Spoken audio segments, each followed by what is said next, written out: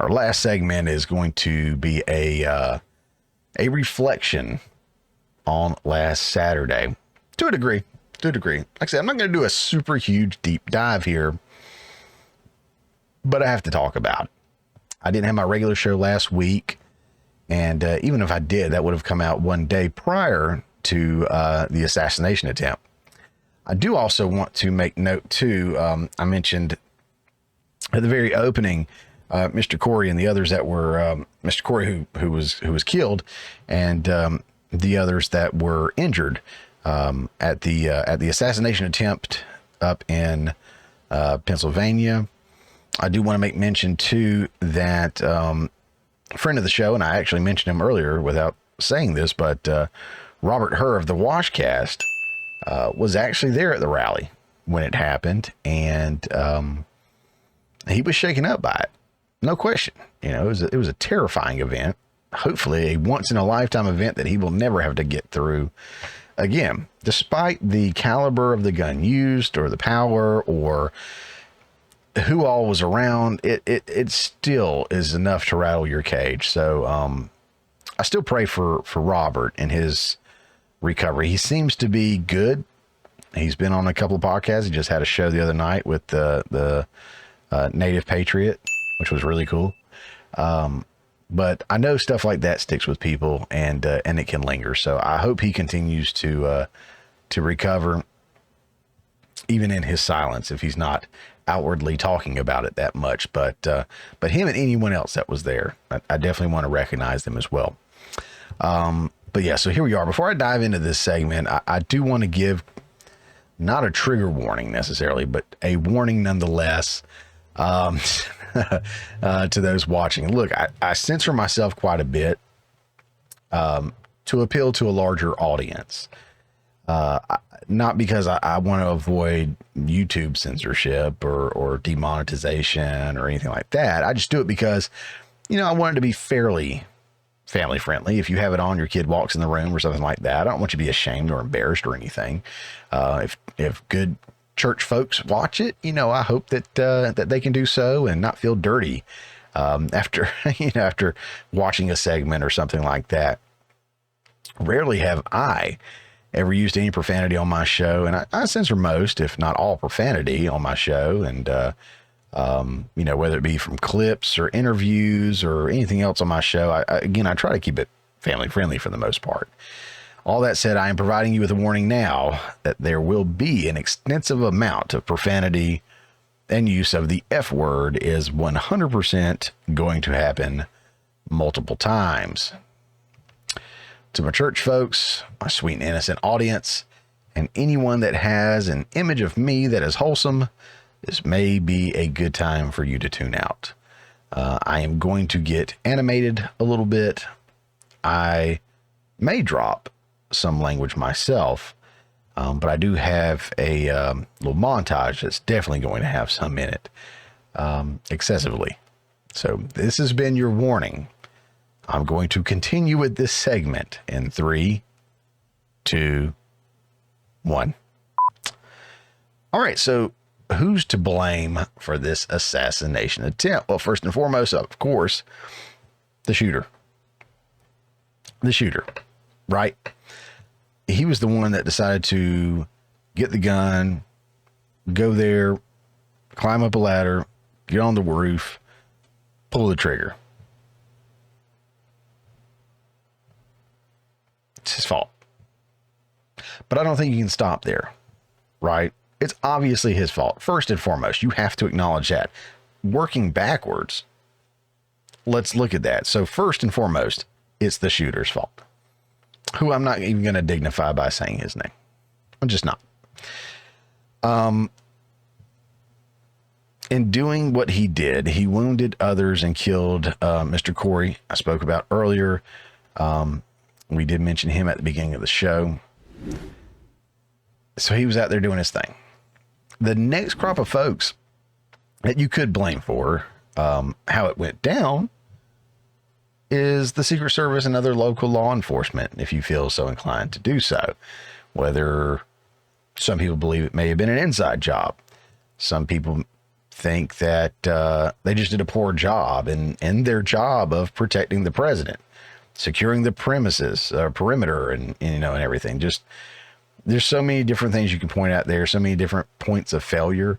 Hindsight's always 2020. I try not to, play that game that much, because being in the moment is a lot different than looking back at the moment like we are now. And while it is good to do that and find faults for future protections and situations if needed, it is a little unfair to say, this should have happened this way or this should have happened that way. But I do think there was some failure there in various ways. So yeah, maybe they're to blame as well. But what were the contributing factors that led to that day? Was it Trump himself, or could it have been the mainstream media's heavy push to demonize him and his supporters over the years? I know there are others out there, but here's a great montage from, I think it's called Grabien, who I highly recommend following on X if you don't already. I've watched montages by them on Mark Dice's show and in other places, and they just do a fantastic job. So I've started following them on X. So go check them out. A link will be in the description down below, so you can go give them a follow. But here's a great example. It is a few minutes, but it's totally worth it, because I have to kind of justify and build my case a little bit here. So here's a montage of the evils of the left-wing, liberal, mainstream media. What would a second Donald Trump term look like? Well, he cannot be the next president, because if he is... You can't imagine the things that he's going to do. Mexico, Canada. We can't go to Canada because eventually Canada will become annexed to America. And shoot visitors to the White House. Yeah, that means he can shoot the First Lady. We're going to see violence, the likes of which we didn't even see on January 6th. Make it illegal to run against him, to throw his opponents in jail, to shut down the media. He will make himself into the Fuhrer, and he will make everybody raise their hand and salute him. Using martial law against the American people. Terminate the Constitution. To rewrite the Constitution. Create mass internment camps. Throw everyone into Gitmo. Might be sent to jail, or their rights might be suppressed, especially minority groups in society. You might have any number of things happen to you and your family. Every one of us, our freedom, our liberty, none of us is safe. He's going to have people around him executing against an enemy's list. Assassinate generals. Ordering troops to attack American citizens. Trump's very well armed and extremist base will try to kill people. He's going to basically burn the house down. He will unravel the institutions of our democracy. Draw similarities between Mussolini and Hitler. Adolf Hitler and Benito Mussolini. Makes Donald Trump even more dangerous. Wants to take away your vote. Senate and the House are immediately going to be paralyzed. People will begin in their minds to censor themselves. They might say, well, maybe I shouldn't say this. This is the end of democracy. Yeah. I think that could be the end of our democracy. But democracy is dead if Trump is reelected. Cozy up to Putin that democracy will be at risk. The absolute destruction of the Justice Department as we know it. The Justice Department could be entirely transformed. I am really concerned about that. Every person who was associated with the attempted coup elevated in the administration. If he's reelected, he will curb transgender rights. The end of the rule of law. Arrest political opponents. To persecute, not prosecute, but persecute his enemies. Take a wrecking ball to the rule of law. He's going to make the law. Everyone else will have to follow. A vote for Donald Trump may mean the last election that you ever get to vote in. To go after the independent and free parts of American civic life. He would tear down our institutions. Purge the government of employees. Department by department effort to weaponize the powers of the government. To use the military to quash protests. Ridding the government of all democratic safeguards. Junking American democracy as we have always known it. That he would try to stay in office beyond a second term. That he would never leave office. There's no question. Trump is reelected, he won't leave. Donald Trump will never leave office voluntarily. And what that means is that everybody who wants us to remain a republic has to put every other thing aside and work together urgently right now to stop that from happening. From the morning mayhem and so many Trump supporters and general supporters of this nation, I want to give a really big fuck you to every single one of you in that montage. You knew what you were doing. You knew what you were breeding. And I think every one of you contributed to what we saw this past Saturday. You have and continue to contribute to the downfall of this great nation.